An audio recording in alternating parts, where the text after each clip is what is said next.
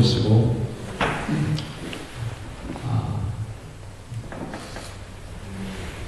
사사기 9장의 얘기는 사실은 뭐 복잡하고 좀 읽어도 이게 무슨 나와 무슨 상관이 있냐, 이게 아비멜렉 세겜사람들 서로 막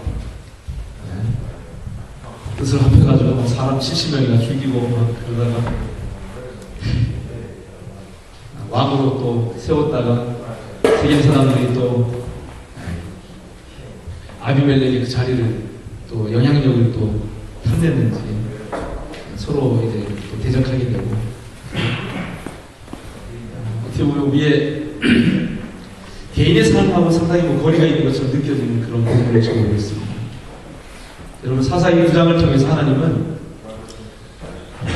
아비멜렉 앞에서 세겜 사람들의 모습 안에서, 더 나아가서는 에베스의 아들 가알의 모습 속에서 우리의 죄인됨의 모습을 발견하기를 원하십니다.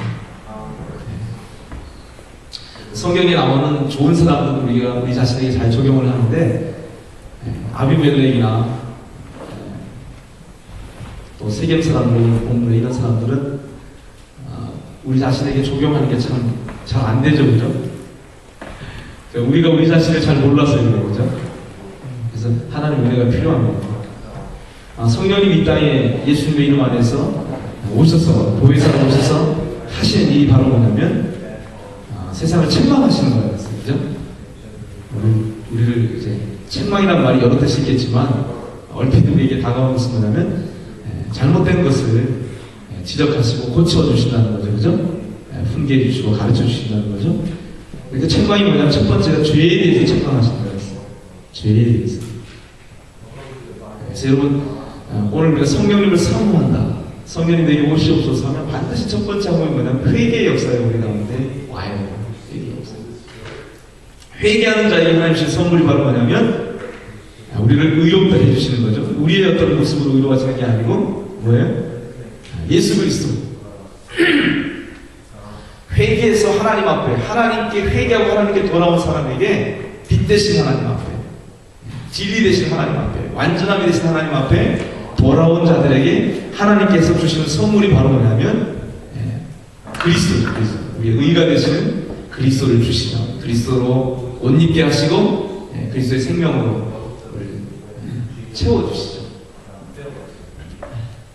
그렇게 될 때 우리가 사실은 이 세상에 가는, 이 세상의 통치 질서가 가고 있는 심판받는 그 길에서 사실은 구원받는 사람이 되는 거예요, 그죠?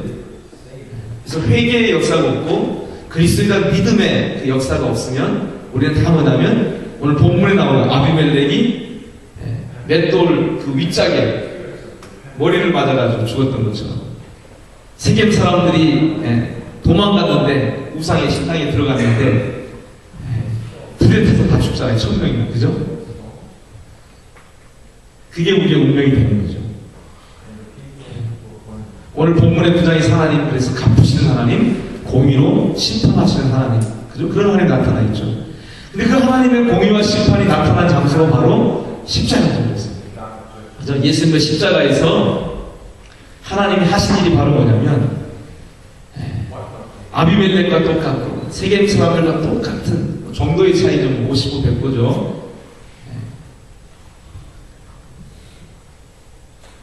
그 모습 때문에 결국에는 멸망하고 심판받을 수밖에 없는 우리를 위해서, 우리를 사랑하신 하나님께서 그 아들을 우리를 속량하는 제물로 이 땅에 보내셔서 십자가에서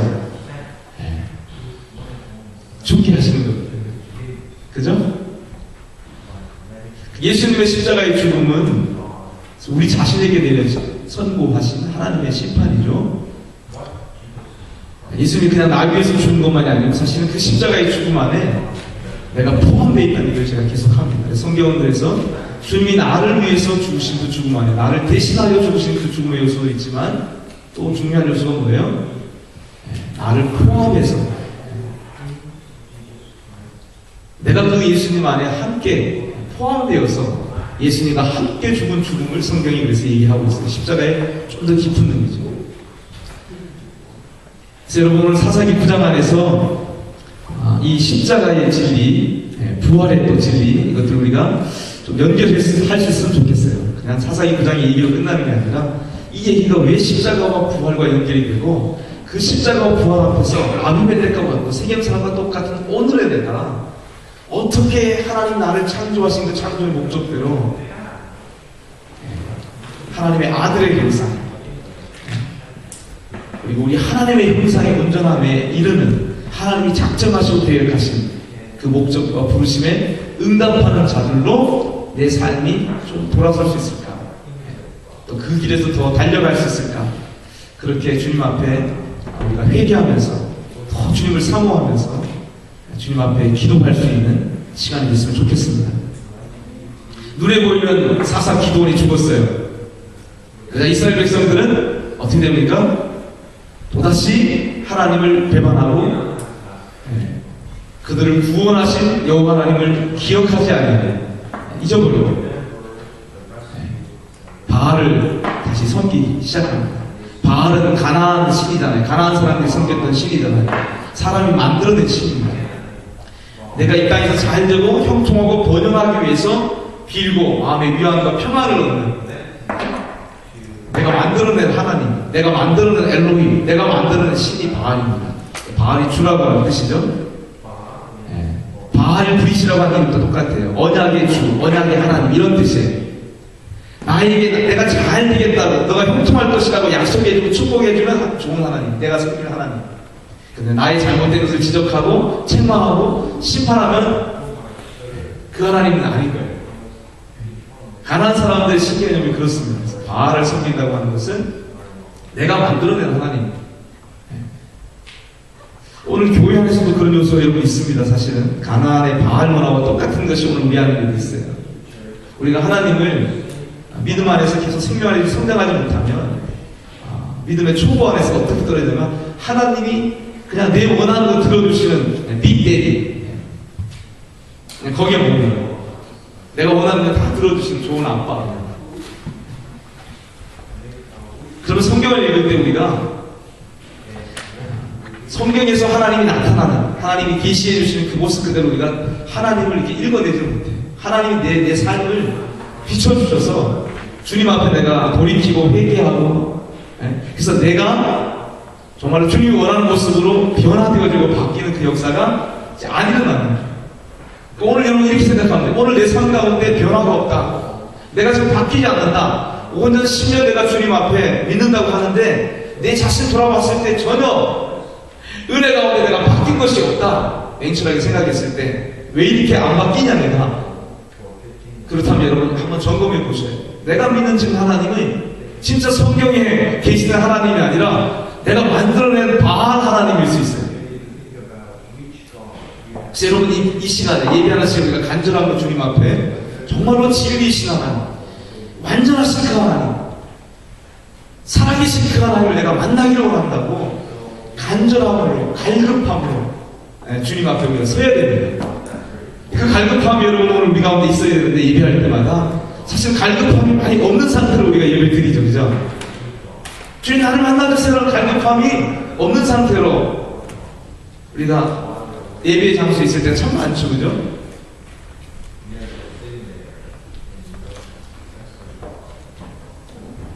여러분 우리가 이 땅에 발을 딛고 살잖아요. 그래서 이 땅에서 하나님이 창조하신 땅이죠. 이 땅에서 좋은 영양분들이 있어요. 우리한테 필요한 우리가 누릴 만한 즐거운 것들이 있어요. 그것들을 우리가 계속 빨아서 우리가 이 땅에서 지탱하고 사는 거예요. 하나님이 만들어준 땅으로부터 좋은 영양분을 흡수해가지고 그래서 내 삶에 별 문제가 없어. 메마르라진 게 없어요. 그냥 계속 이렇게 먹을 것이 있으니까 이 땅에서 빨아들이는 먹을 것들이 기쁨이 되고 누림이 되는 것들이 있으니까 괜찮아요. 내 인생이. 갈급함이 없죠. 그죠? 근데 바짝 땅이 말라보세요. 바짝 땅이 말라보면 땅에 수분이 전혀 없고 그러면요 살아남기 위해서 풀이 내리고 풀이 내리는데 이 땅에 빨아들일 게 없으니까 어떻게 해요? 막 퍼석퍼석해지고 바짝바짝 말라져가지고 그죠? 그때 그 식물들이 성경에 우리 찬양이 나오죠. 빈들의 마음은 풀같이 시들은 나예요. 그 상태가 됐을 때 우리가 갈급하게 말하면 하늘로부터 내려오는 성령의 담비 하나님의 은혜잖아요. 그죠? 여러분, 이 땅에서 살면서 내가 좀 마음이 푸석푸석하고 정말 메말라진 이런 상태가 사실은 좋은 사인이에요. 아무 문제가 없다, 기름지고 살찐 상태에 있으면 하나님을 향해서 그렇게 갈급할 이유가 없어요. 우리 인생이요, 바로 앞에 것도 잘 못 보거든요. 지금 좋은 건 좋은 거예요. 그래서 많은 사람들, 여러분 기억하십시오. 하나님 우리를 만드셨고, 하나님 우리를 위해서 이 세상을 만드셨고, 이 세상의 모든 것들이 우리를 위해서 존재해요. 그런데 중요한 것은 뭐냐면 우리가 바로 하나님을 위해서 지음받고 존재하고 부르심받은 하나님의 것이라는 것을 잊어버리시면 안 돼요. 반드시 우리는 하나님께로부터 왔기 때문에 이 세상에서 살다가 하나님 앞으로 돌아갈 거예요. 그러니까 이 땅에서 사는 날 동안 우리가 관심을 가지고 힘써야 될 것이 바로 뭐냐면, 나의 시작이 되시고 나의 마침이 되시는, 알파가 되시고 오메가가 되시는, 나의 처음이 되시고 마지막이 되시는 그 하나님, 그 하나님을 내가 어떻게 알고 어떻게 더 사랑하고 경배하고 그분과의 친밀함 가운데 내가 날마다 살아갈 것인지, 그것이 우리의 삶의 인생에서 삶의 표준이 되고 목표가 되고 규범이 되어야 돼요. 그런 것들. 우리가 걱정하고 고민하지 않아도 우리보다 더 우리를 잘 아신 하나님께서 우리를 케어해 주세요. 여러분, 욕망의 노예가 되지 마세요. 네? 욕망의 노예가 되지 마시고 하나님을 계속 예비하십시오. 네? 마치 이 세상에서 다른 사람들은 전부 다 더 커지려고 그러고, 더 영향력을 가지려고, 힘을 가지려고 그러고, 그런 세상 가운데 여러분, 거기에 관심 갖지 마시고요. 어떻게 보면 가장 작은 자가 됐어요. 가장 작은 자. 가장 작은 자가 돼서 하나님을 월십하는 사람이 됐어요. 그게 인생에서 가장 남는 장사입니다. 하나님을 예배하고, 그럼요, 하나님 우리 인생을 케어하시기 때문에 우리 인생에 하나님께서 원하시고 작정하신 그 의도로 걸어갈 수 있도록 이 세상에서 내가 있어야 될 그 자리에 포도나무가 됐던 무화과나무가 됐던 감람나무가 됐던 가시나무가 됐던 내가 있어야 될 그 자리에 있게 하세요. 여러분, 하나님을 바알로 바꾸는 이스라엘 백성들의 그 역사가 하나님을 기억하지 않았을 때 일어나는 일들이거든요. 눈에 보이는 지도자가 있었을 때는 하나님을 좀 더 생각할 수 있었는데, 눈에 보이는 그 지도자마저 없어지게 되니까 하나님을 버리는 거예요. 그러니까 여러분, 눈에 보이는 지도자를 여러분의 삶에 뭔가 이렇게 바람을 얻는 것으로 여러분 생각하시면 안 돼요. 힘든 거지만 한 사람 한 사람이 연약하다는 것을 알고 보이지 아니하신 그 하나님, 아니면 그 보이지 아니하신 하나님이 성경을 통해서 역사 가운데 분명히 십자가와 부활로 증거됐잖아요. 그 예수님 한 분을 여러분의 선생님으로 삼고 목자로 삼고 지도로 삼고 보이지 아니하신 하나님을 유일한 내 삶의 아버지로 삼고 보이지 아니하신 그분을 여러분 구하고 사모하고 찾아야 돼요. 안 그러면은 내가 의지하고 의존했던 어떤 지도자, 사람이 없어져 버리면 어떻게 돼요? 하나님도 잊어버리게 됩니다. 여러분, 우리 자녀들 엄마 아빠의 품 속에서 이제 무릎 위에서 자랄 때 엄마 아빠의 모습을 통해서 하나님을 배워가요. 여러분 마음속에 그런 열망이 있어야 돼요. 우리 아버지가 섬기고 증거하는 그 하나님, 우리 아빠가 예배 때마다 그렇게 하나님 앞에 정성을 다해서 마음을 드린 그 하나님, 그 하나님이 나의 하나님으로 경험되어 줬으면 좋겠어요. 하나님, 내 엄마의 하나님이 아니고 내 아버지의 하나님이 아니고 나의 하나님으로 내가 경험하고 싶어요. 이제 그래서 내가 내 아버지가 하나님 앞에 예배의 단을 쌓았던 것처럼 내가 이제는 공부하기 전에 먼저 주님 앞에 단을 쌓고 기도하고 공부하고 제단을 쌓는, 나의 제단을 쌓는 그 삶을 이제는 시작하게 해주세요. 여러분, 그런 소원과 갈망을 가지고 엄마 아빠의 양육과 보호하심 속에서 여러분 자라가야 됩니다. 언제까지 엄마 아빠가 여러분의 신앙을 이렇게 케어해 줄 수 있는 게 아니에요. 이제 고등학교 들어가고 대학교 들어가면 이제는 여러분 스스로 하나님 앞에 말씀을 읽고 묵상하고 그 묵상 속에 하나님의 음성을 듣고 기도하면서 하나님의 응답을 받고 하나님 앞에 홀로 예배드리고 홀로 기도하고 그런 것들이 점점 되어져야 돼요. 아멘. 네, 자녀들 그게 돼야 돼요. 그게 안 되면 이스라엘 백성처럼 되기가 쉬운 거예요. 내가 점점 머리가 커지면 아버지가 좀 다 맞는 줄 알았는데 알고 보니까 틀려. 발음도 완전히 막 이상한 발음, 막 콩글리시 발음이고 존경하는 마음도 막 사라져버려 이제. 그럼 어떻게 됩니까? 이제 내가 하나님과의 관계가 안 돼 있으면 여러분 하나님과 멀어지게 되는 거예요. 여러분 기억하세요. 이 땅의 모든 사람들은 다 완전하지 못하고 불완전하잖아요. 부분적으로 하나님을 비춰주는 것이기 때문에 하나님께서 우리 한 사람 한 사람을 왕같은 제사장으로 부르시는 거예요. 그래서 하나님의 나라는 왕같은 제사장들의 체계예요. 체계, 시스템이에요. 나라예요. 피라미드 이런 구조가 아니에요. 사실 하나님 한 분을 정점에 중심에 모시고 형제자매들이 하나님 주신 그 포지션과 생김새 그대로 하나님의 영광을 반사하면서 함께 이루어가는 세상이에요. 세계예요. 그게 하나님의 나라예요. 하나님의 구원하시는 그 역사를 잊어버린 이스라엘 백성들은 기드온이 죽고 나니까 어떻게 됩니까? 또 기드온이 행했던 하나님의 도구로 하나님의 종으로 기드온이 베풀었던 은혜도 잊어버려요. 그죠? 잊어버려요. 그래서 오늘 9장에 이제 드디어 여룻바알의 아들 아비멜렉이라고 등장하죠. 사실은 이게 기드온의 열매죠. 기드온이 낳은 열매입니다.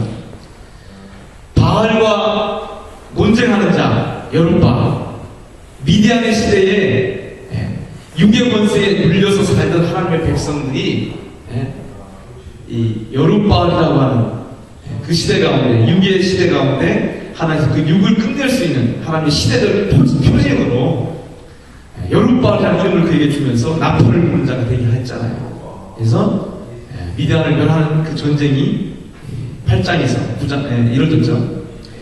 그 여룻바알이 기드온이 우리 8장 마지막에 보니까 어떻게 해요?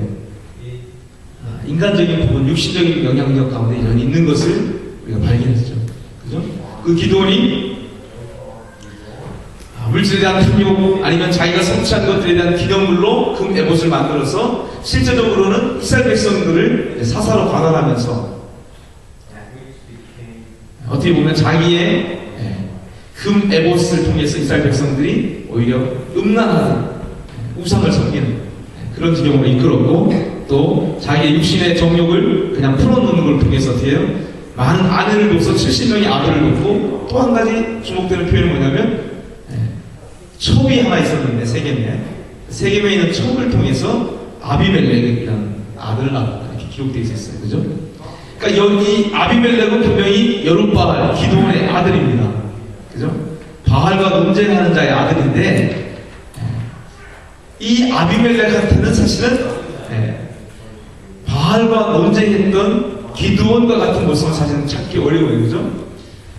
그 시대가 지금 이제 바알을 섬기는 시대가 되어버렸기 때문에 이름만 여룻바알이 있는 거, 여룻바알의 아들이라는 이름만 있지, 기념하는 이름만 있지 실제는 뭐예요? 바알의 문화 속에 종속되어 있는 상태인 거예요 지금. 그러니까 이름이 지금 아비멜렉인데 나의 아버지가 왕이다 이런 뜻이에요. 이게 기드온이 지어준 이름일 수도 있고 아니면 첩인 그의 엄마가 지은 이름일 수도 있어요. 그죠? 왜 세겜에 있는 사람인데 아내가 되지 못하고 첩이었을까요? 많은 아내를 따랐는데 많은 아내 중에 하나가 아닌데 왜 첩이라는 표현을 썼을까요? 아마도 이 아비멜렉의 엄마는 첩이 될 수밖에 없었던 것이 세겜에 있는 가나안 족속 여인이 아니었을까? 이렇게 우리가 생각할 수 있습니다. 가나안 혈통의 사람이었어요. 그래서 첩이었고, 그러니까 여룻바알과 기드온과 가나안 여인 사이에서 태어난 아들이 아비멜렉. 아마 이 기드온이 이 아비멜렉에게 그 첩의 아들이라고 하는 그 열등감이 있잖아요. 타고난 열등감 때문에 주눅들지 말라고 아마 아비멜렉이 이름 지어줄 수도 있고 아마 엄마가 야 너가 지금 내가 지금 보잘것없는 가난한 사람이지만 너희 아버지는 이 땅의 사사야, 지도자야, 왕이야.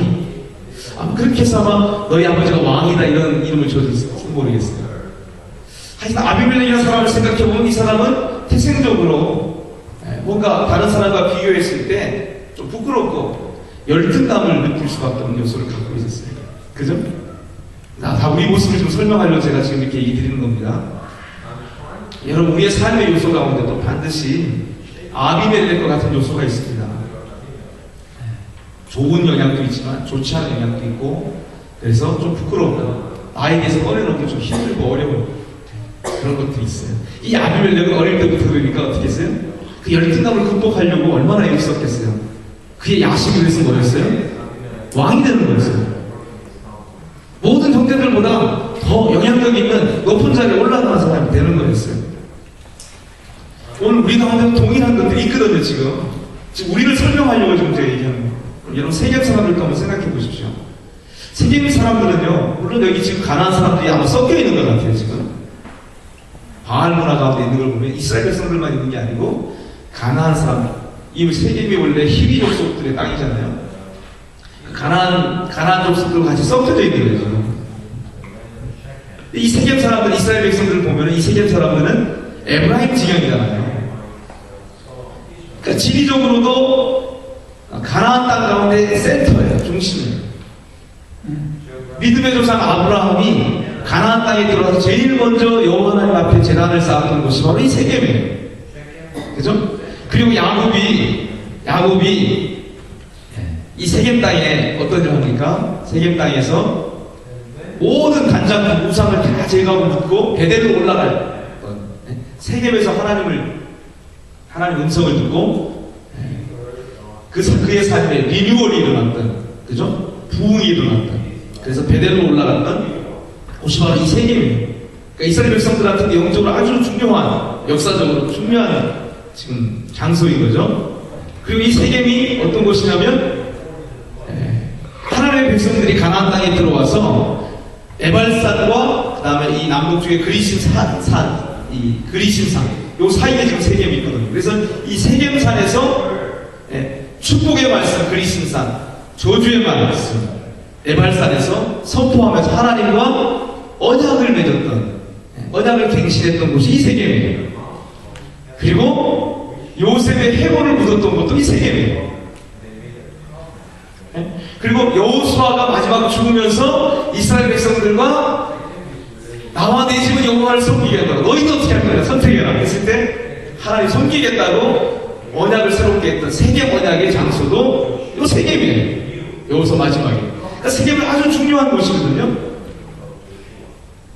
근데 이 세겜에 사는 이스라엘 백성들은 에브라임 자손들이잖아요. 므낫세 지파의 사상이 기드온이 40년 통치를 했잖아요. 그러니까 이 세겜 사람들의 이 마음속에는 뭐가 있냐면 8장에도 언급됐지만 하나님이 므낫세보다도 우리를 더 높여주시고 창대케 해주신다고 약속해 주셨는데 이런 것들이 항상 있습니다. 사상이 전체에 드러납니다. 이 세계 사람들의 마음속에 뭐예요? 영향력에 대한, 내가 창대케 되는 것에 대한 욕망이 항상 있는 거예요. 이 사람들은요. 그죠? 그러니까 지금 그 욕망이 만난 거예요. 지금 아비멜렉의 야심과 세겜의 야심이, 욕망이 같이 만나는 거예요. 그 합작품이 뭡니까? 진실함에서 떠나가고 의로움에서 떠나가서 진리에서 떠나가고 온전함에서 떠나가서 어떤 일을 합니까? 바알 그 사랑에 모아진 헌물들, 그것들을 은 70개인가요? 그걸 가지고 어떻게 합니까? 깡패들을 사게 해가지고 아비멜렉을 해요. 므낫세 땅 오브라로 가서 기드온의 여룻바알의 70명의 아들을 한 바위에서 살육하는 살인을 서슴지 않는 이 세겜 사람들과 아비멜렉의 합작품인 거예요. 여러분, 오늘 우리가 살고 있는 세상이 사실은 이렇게 우리 현실 가운데서는 좀 멀게 느껴질지 모르지만 성경이 오늘 말씀하는 건 우리가 살고 있는 이 세대가, 이 세상이 지금 그렇게 배신과 야합과 살육이 피 튀기는 살인이 일어나는 자리라고 지금 말씀하시는 거죠, 지금. 여러분, 그게 받아들여 지십니까? 내 현실과 너무 멀게 느껴지십니까, 그게? 오늘 우리가 살고 있는 이 땅이 지금 그런 땅이에요. 우리의 욕망과 야심과 이런 것들이 결합해서 사람들을 배신하는 거, 사람들 믿음을 저버리는 거, 그 다음에 내가 좀 높아지려고 하는 방해가 되는 사람들 서슴지 않고 제거하고 무시하고 하는 이런 것들이 크든 작든 규모에 있어서 일어나고 있는 것이 우리의 삶의 현장이죠. 현실이죠. 그죠? 그 일을 했습니다. 그래서 세겜 사람들이 아비멜렉을 왕으로 세우죠. 아마도 이 세겜을 중심으로 해서 아비멜렉은 이스라엘 전체 족속에게 영향력을 미치려고 그 40몇 절에가 나오죠. 아마루라고 하는 곳에 거의 있다는 표현이 나오잖아요. 높다는 뜻이거든요. 높은 곳이라는 뜻이거든요. 세겜에서 출발한 그의 통치력을 확대하기 위해서 아마 아비멜렉은 세겜을 떠나서 아루마라는 곳에 머물면서 계속 자기의 통치력을 확대하는 쪽으로 힘을 쏟았던 것 같아요. 그를 따르는 사람들과 함께. 그래서 세겜 사람들이 어떻게 합니까? 3년이 지났을 때 사실 아비멜렉의 통치 이 3년이 우리가 하나님 앞에 우리의 욕망을 쫓아 살아가고 그래서 배신하고 진실과 의로움에서 따라서 사람을 살육하고 그죠? 불의한 일을 행하는 이것들을 하나님 3년 동안 그냥 참아주신 거잖아요. 그죠? 내버려 두신 거죠. 즉각적으로 심판하지 아니하시고. 그죠? 오늘 우리가 살고 있는 내일의 삶이 사실은 아비멜렉의 통치 3년과 연결되는 거예요. 그래서 오늘도 나는 내 욕망 가운데 살아가고 야심 가운데 살아가고 그죠? 그리고 믿음을 저버리고 그리고 사람의 기대를 저버리고 오히려 사람을 관심하지 않고 내 욕망을 쫓아서 살아가는 그런 내 삶을 하나님께서는 심판하지 아니하시고 내버려 두시잖아요. 그죠? 하나님의 긍휼의 시간이죠. 그 3년의 시간인데 그 3년이 지났을 때 어떤 일이 납니까? 하나님이 아비멜렉과 세겜 사람들 가운데 악한 신을 보냈다 이런 표현이 나옵니다. 사실 이것은 하나님이 악한 신을 직접적으로 보냈다는 표현이라기보다는 성경 전체의 이해를 살펴보면 이런 겁니다. 우리가 나쁜 짓 하잖아요. 나쁜 짓 해도 하나님께서 금방 은혜를 거둬가시지 않으세요. 회개할 기회를 주세요. 돌이킬 기회를 주세요. 그래서 하나님의 은혜가 우리를 지켜줘요. 그런데 그 하나님의 은혜가 거둬지잖아요. 회개하지 않으면 그러면 우리가 우리의 악행으로 말미암아 우리의 욕망을 추구하는 삶으로 말미암아 악하고 더러운 영적 세력들이 우리의 삶에 더 자리를 차지하게 됩니다. 그 영적인 삶의 진공 상태가 없다니까요. 우리의 삶의 진공 상태가 성령이 강력하게 우리의 삶을 지배하지 않으면 우리의 욕망을 쫓아가는 삶이라면 반드시 악한 신들이 우리의 삶에 자리하기 시작해요. 그래서 하나님이 악한 신을 보냈다는 표현은 마치 출애굽기에 여호와 하나님께서 바로의 마음을 강팍케 하셨다는 표현과 비슷한 표현인 거예요. 하나님이 바로의 마음을 강팍하게 만들었다는 표현이 아니라 강팍하게 되어지는 것을 그냥 허용하시고 내버려 주다는 표현에 더 가까운 거예요. 우리가 히브리 어법을 연구한 학자들의 설명도 그런 설명이 있어요. 여러분, 그러므로 오늘 우리의 삶 가운데 내가 아무 문제가 없다고 하나님이 아무런 책망도 안 해주시고 어떻게 보면 그냥 내버려 두신다면 그 자체가 정말 위험한 거예요. 내 마음대로 내 생각대로 살아갈 때 아무런 일이 일어나지 않는다면 두개골이 깨지고 불에 타고 하는 이것들이 어떤 형태로 우리의 삶에 하나님의 경고로 공의로운 심판으로 경험되어져야 우리가 회개할 수 있는데 그런 것이 전혀 없다. 그러면 정말 위험한 거예요. 예비한 이 자리에서 여러분, 하나님 내 삶의 악행과 주님 앞에 바르지 않고 잘못된 것들, 주님이 기뻐하지 아니하시는 것들 주님 드러내어 주세요. 햇살보다 더 밝게 빛나는 주님 앞에, 왕 되신 주님 앞에 나아가는 이유가 바로 그거예요. 왜 우리가 이 예배에서 하나님을 주목하느냐? 그 빛 되신 주님 앞에 가까이 나아가면 나아갈수록 하나님의 은혜가 어떤 일을 하시냐면 내 안에 있는 어둠과 더러움들을 비춰주신단 말이에요. 예배 때마다 그게 있어야 돼요. 내 삶 가운데 아무 문제가 없다고 예배 가운데 아무런 열정 없이 우리가 주님 앞에 있으면 안 돼요.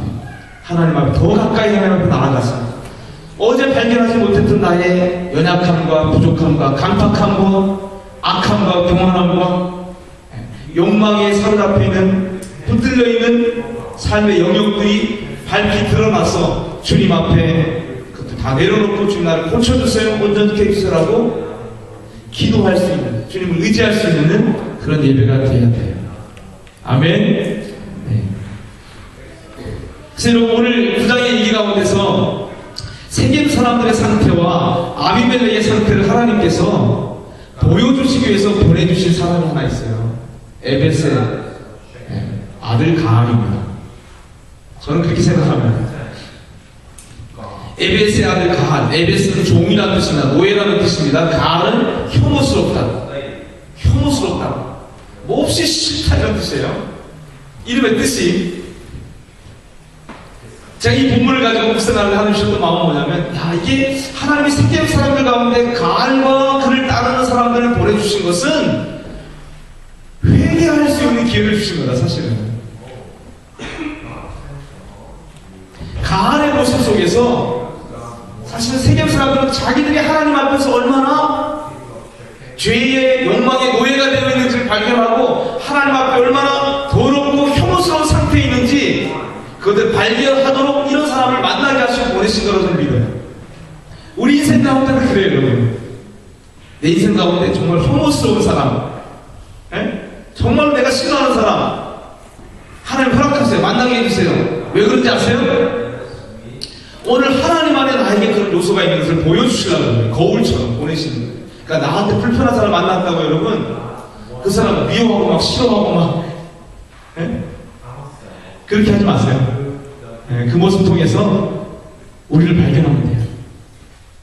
하나님 내 모습 발견하라고 에벳의 아들 가알을 보내신 거예요. 어떻게 보면 여러분, 에벳의 아들 가알의 모습은 또 가나안 여종의 아들 아비멜렉에 대한 거울이에요. 또 보면, 자세히 보면. 아비멜렉은 어떻게 보면 열등감 속에서 그 열등감을 극복하려고 높은 곳에 오르려고 하는 왕이 되는 욕망 가운데 살아갔던 인생이었다면, 에벳의 아들 가알은 반대로 종의 아들이었지만 아주 허풍과 과장과 허영이 넘치는 사람이 본문에 나타나는 걸 보면 별 가진 것도 없으면서 능력도 없으면서 그냥 뻥뻥거리는 그런 모습의 사람이에요. 근데 아비멜렉가 거의 쌍둥이처럼 보였어요, 이 사람이. 숨겨진 그 열등감 속에서 높아지려고 하는 욕망 가운데 달려가는 모습이나 자기의 태생과 여기 상관없이 사람을 이끌면서 영향력을 가지고 뭔가 이렇게 할 수 있는 것을 사람들에게 과시하고 있는 가알의 모습이나 사실 별반 다를 게 없어요, 하나님 앞에서. 그런데 그 가알을 통해서도 세겜 사람들 그리고 아비멜렉은 하나님 앞에 돌이키지 않고 계속 자기들의 욕망대로 살아가죠. 그 결과가 뭐냐면 세겜 사람에게서 나온 불, 아비멜렉에서 나온 불, 서로 요담의 저주 그대로 응하는 일이 이제 일어나는 거죠. 그래서 아비멜렉도 죽고 세겜 사람들도 완전히 세겜이 황폐화되면서 많은 세겜 사람들이 죽게 되는 일이 오늘 9장에 기록되어 있는 거예요. 여러분 어떻습니까?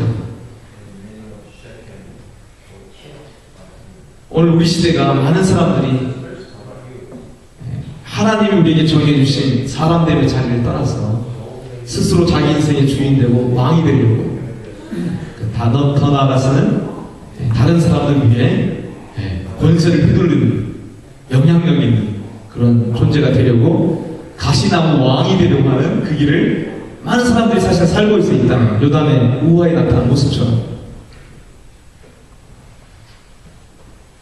하나님이 사람을 창조하셔서 이 사람을 통해서 하나님의 영광이 나타나고 하나님의 온전한 뜻이 이루어지는 것을 하나님 갈망하시고 소원하시는데 하나님의 그 부르심의 목적은 하나님 그분이 우리 삶 가운데 왕으로 임하셔서 나의 삶을 통치하고 다스리시는 걸 통해서 이루어지는 존재의 목적이거든요. 그런데 우리는 거의 관심이 따로 없고, 내가 왜 이 땅에 있는지, 내가 무엇을 위해 살아야 되는지 관심이 없고, 일단 태어났으니까 살아야 되는데 잘 살아야 되고, 그리고 어떻게 합니까? 잘 살기 위해서 내가 힘쓰고 애쓰는, 그러면서 받아들이는 모든 이 가나안의 문화, 세상의 가치들이 다 뭡니까? 심지어는 하나님도 내가 만들어낸 하나님을 섬기는 그 세상 가운데 우리가 가시나무가 나무들의 왕이 되었던 것처럼 그런 길들을 다 가고 있는 거죠. 여러분 기억하십시오.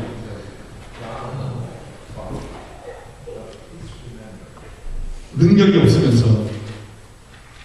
없으면서 하나님의 자리에 앉아서 하나님 노릇하려고 하는 것이 인간의 타락입니다. 타락이 다른 것이 아니고요,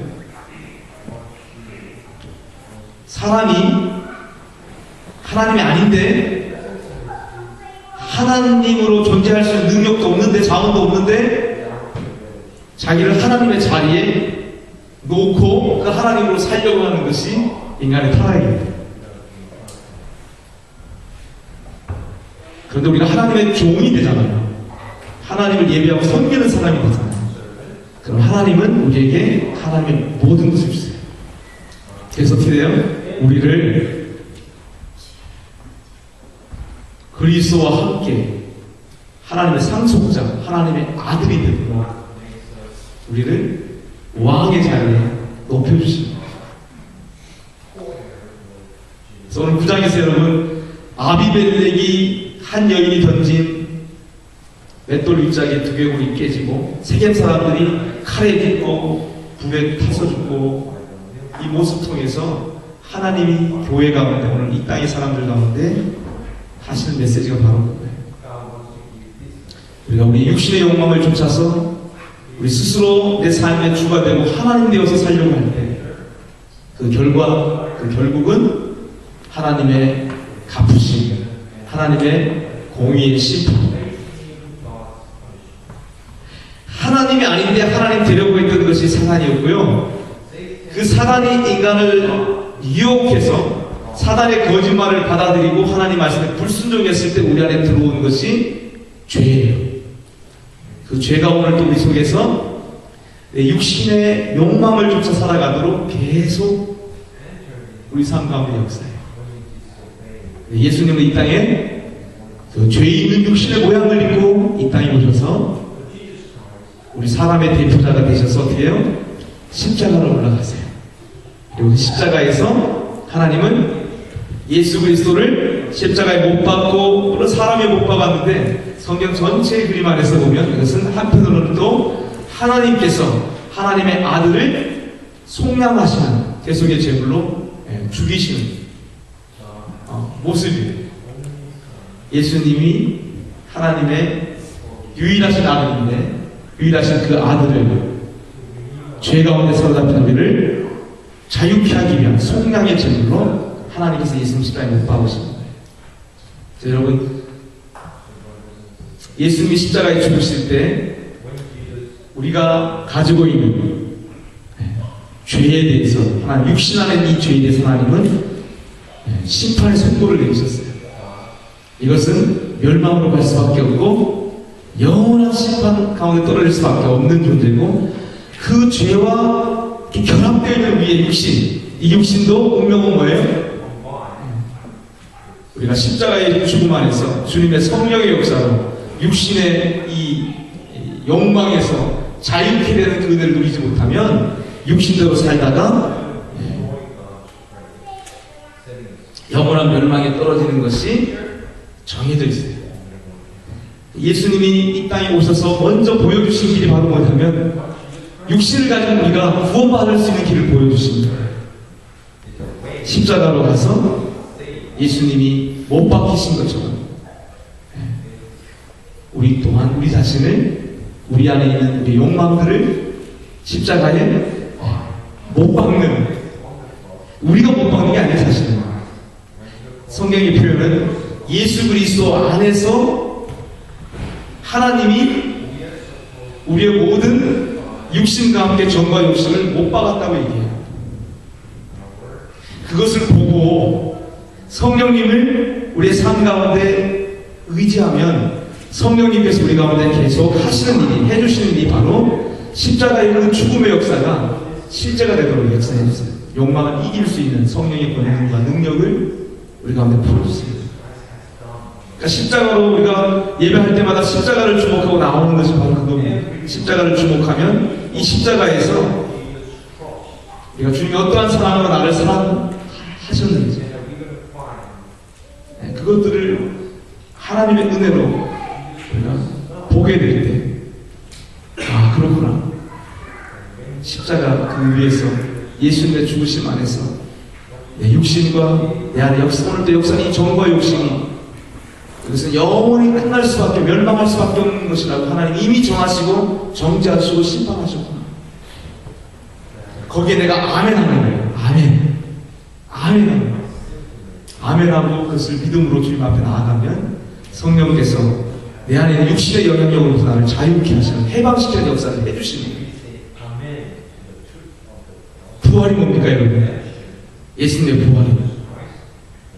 예수님의 부활은 십자가에서 예수님이 이뤄놓으신 이 모든 것들이 우리 가운데 실제가 될 수 있도록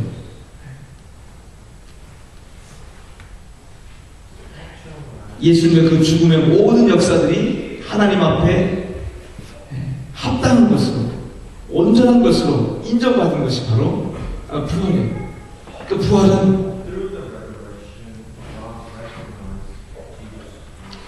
우리의 그냥 육신의 어떤 한계와 내 안에 죄의 욕망의 이 부분을 넘어서서 이제 하나님께로부터 내가 이루어가야 될 하나님의 어떤 목적에 필요한 것들을 이제는 예수님의 부활하심 안에서 막힘없이 이제 우리 안에 공급될 수 있는 그 통로를 여신 것을 얘기하는 거예요. 예수님이 죄의 권세를 이기고 죽음의 권세를 이기고 지옥의 권세를 이기고 부활하셨잖아요. 부활 안에 들어가셨잖아요. 어떤 권세도 이길 수 없는, 죽음조차도 이기는 그 생명의 권세가 회개하고 예수를 믿는 자에게 이제 부어지기 시작하는 거예요. 오는 거예요. 임하는 거예요. 성령과 함께 오는 거예요.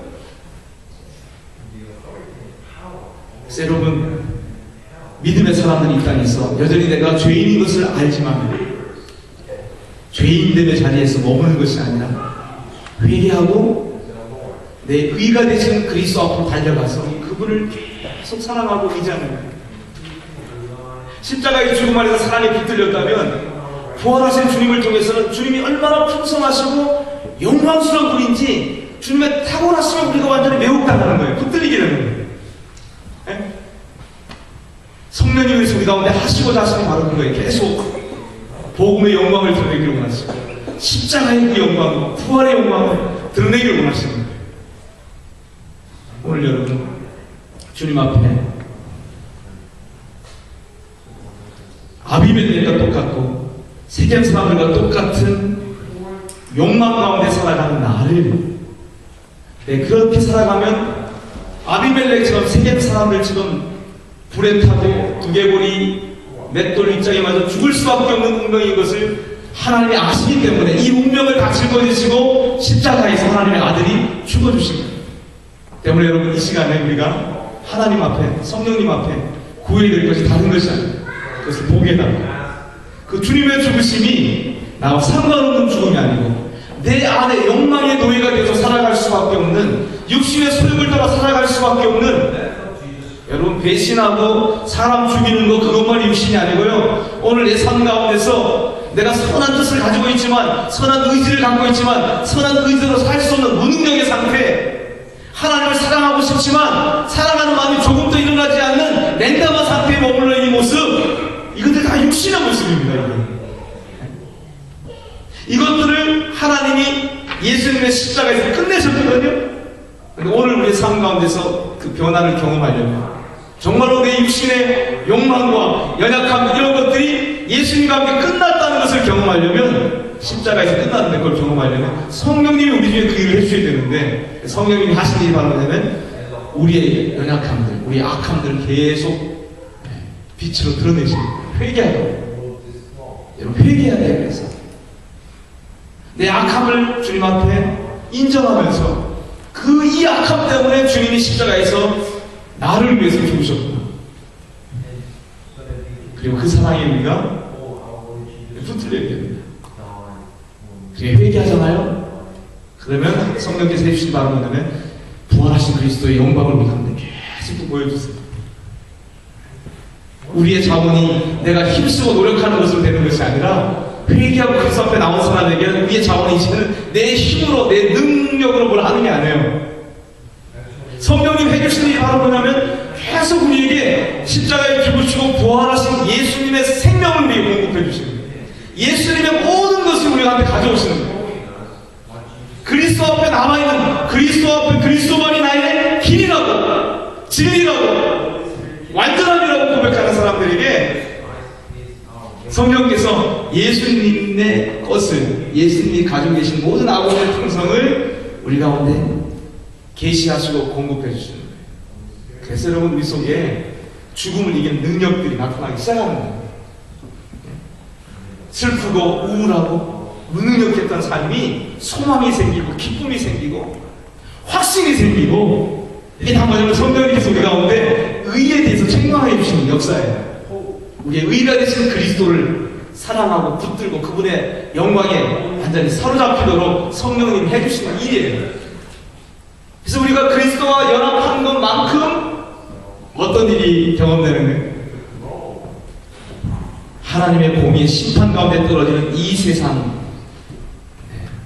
이 세상과 상관없는 이 땅에 임하는 하나님 나라의 백성으로 세워져 가는 거예요. 그게 바로 심판에 대해서 책망한다는 표현이 바로 그런 표현이죠. 우리는 그 심판과 상관이 없게 되는 거예요. 그러나 우리가 회개하지 않고 우리의 의가 되시는 그리스도와 사랑으로 그분의 탁월하신 우리가 마음을 완전히 빼앗겨서 그분과 연합되지 못하면 우리는 여전히 육신의 욕망 가운데 살아가면서 회개하지 않고 주님의 필요한 것도 모르고 그냥 내 수준에서 살다가 세상과 완전히 끈적끈적 붙어있는 상태로 죄와 완전히 이렇게 혼합되어 있는 민글되어 있는 상태로 이 세상의 심판과 함께 심판받게 되는 거예요. 그러니까 여러분 우리가 교리적인 어떤 확신을 가지고 우리의 구원을 체크할 것이 아니라 예배할 때마다 내 심령의 상태를 가지고 주님 앞에 나는 정말 회개하는 심령이다. 이 시간 주님 앞에서 내 심령의 상태가 이 시간 예수 그리스도 그 한 분만이 전부라고 고백하는 믿음의 상태인가? 내가 주님과 지금 사랑에 빠져있나? 내가 주님의 그 아름다움과 탁월하심에 매혹되어 있는가? 완전히 붙들려 있는가? 예수님께 미쳐 있는가? 그게 우리의 구원을 점검하는 기준이 돼야 돼요. 뭐 그런 상태가 안 되기 때문에 우리가 하나님의 은혜가 필요합니다. 그래서 여러분 이 시간에 우리가 그렇게 한번 적용했으면 좋겠습니다. 아비멜렉의 모습, 세겜 사람들의 모습에서 혹은 가알의 모습에서 내 모습은 없는지 좀 알게 해달라고 비춰달라고. 그래서 나도 나를 위해서 십자가에 못 박히신 나의 구주 나의 주님 예수님의 십자가 앞으로 달려가게 해달라고. 그 십자가 앞에서 나도 엎드려 주님 내가 죄인입니다. 내 죄가 주님을 십자가에 못 박았습니다. 주님 나를 용서해 주십시오. 그 죄의 모든 더러움에서 나를 깨끗하게 씻어 주십시오. 그렇게 주님 앞에 기도할 수 있는 이 시간 되기를 원합니다. 성령님이 오셔서 성령님을 사모하면 해주시는 첫 번째 바로 그 일입니다. 내 심령 가운데 여전히 회개해야 될 부분들 주님께서 계속 드러내 주실 거예요. 여러분 이 시간 성령님을 구하십시오. 사모하십시오. 그 성령님이 빛 가운데 그를 이끌어 가시면서 내 안에 토설어내고 회개해야 될 요소들을 책망해 주실 거예요. 그걸 여러분 기대하고 사모하십시오. 같이 함께 기도하면서 우리 하나님 앞에 나아가는 시간